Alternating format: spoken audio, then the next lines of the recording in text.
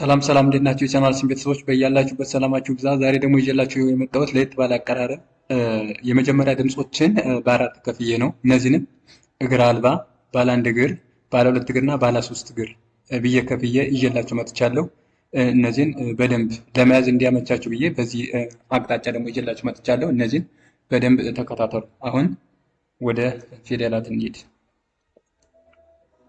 እሺ እግር አልባ ፊደላት እግር አልባ ፊደላት። እግር አልባ ፊደላት የምንላቸው ያው እነዚህ ላይ በቀይ ቀለም እንደጻፍኩላቸው እነዚህ ናቸው። ሀ መ ሰ ረ አ ወ ጸ ፈ እነዚህ እግር አልባ ፊደላት እንላቸዋለን። የመጀመሪያ ድምጾች ናቸው። የእግር አልባ ፊደላት የሆኑ የመጀመሪያ ድምጾች እነዚህን ይመስላሉ።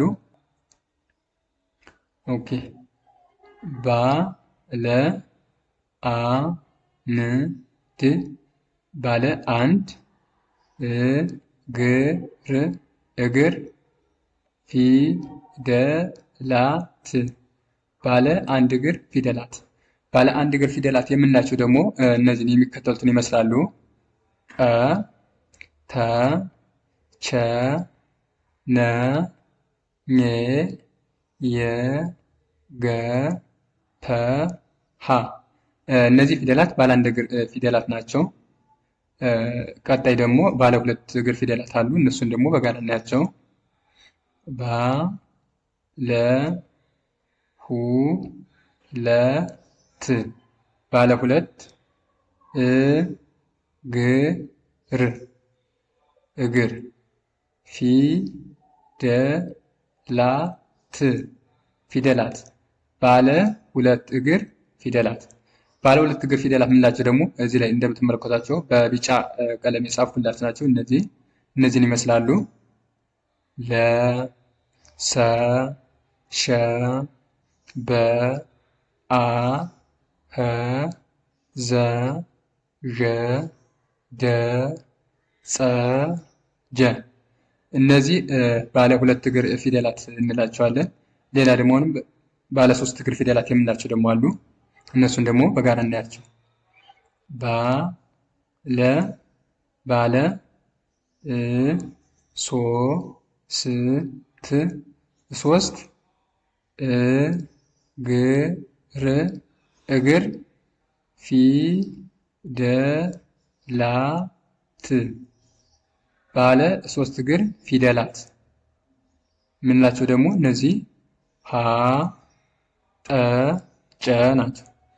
እነዚህን እንደዛ አድርጌ ይዤላቸው የመጣሁት ለምሳሌ ለመያዝ እንትን ቢላቸው ከበድ ቢላቸው እነዚህን በዚህ መድባችሁ መያዝ ትችላላችሁ። ለምሳሌ ይችንን የአንድ ሳምንት ትምህርት ብታደርጓት ለምሳሌ እግር አልባ ፊደላትን በአንድ ሳምንት እነዚህ ሀ መ ሰ ረ አ ወ ጸ ፈ እነዚህ እግር አልባ ፊደላት ናቸው ብላችሁ እነዚህን ትመድቡና በአንድ ሳምንት ውስጥ እነዚህን ብታጠኑ እግር አልባ ፊደላትን በደንብ ብትለዩ የመጀመሪያ ድምጾች ናቸው።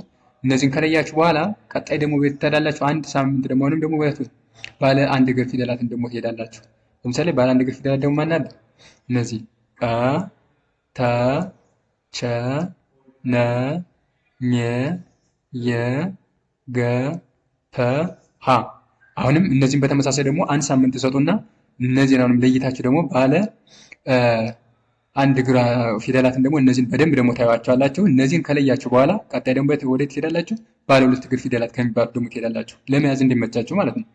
ባለ ሁለት እግር ፊደላት ደግሞ አሁንም እነዚህ አሉ፣ እነዚህ ይመስላሉ። እነዚህንም ደግሞ አሁንም አንድ ሳምንት ትሰጡና እነዚህን ደግሞ ታያላችሁ። ለምሳሌ ለ ሰ ሸ በ አ ኸ ዘ ዠ ደ ጸ ጀ እነዚህን ማኑ ደግሞ አንድ ሳምንት ትሰጡና ታያላችሁ። እነዚህን ከያዛችሁ በኋላ ለምሳሌ የመጀመሪያ እግር አልባ ፊደላትን ያዛችሁ፣ ቀጣይ ባለ አንድ እግር ፊደላትን ያዛችሁ፣ ቀጣይ ደግሞ ባለ ሁለት እግር ፊደላትን ያዛችሁ።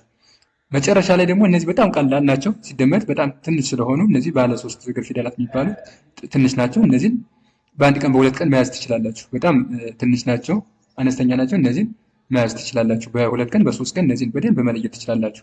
እንደዚህ የከፋፈሉላችሁ ለምንድን ነው? ለምሳሌ ፊደላትን ሁሉን ይህንን 34ቱን ፊደላት ለመያዝ ትንሽ ከበድ ስለሚል እነዚህን ግን በ4 ምድባችሁ እነዚህን ከፍላችሁ በደንብ ካያችኋቸው በደንብ ከለያችሁ እነዚህን ሌላው ምንም የሚከብዳችሁ ነገር ስለሌለ ማለት ነው።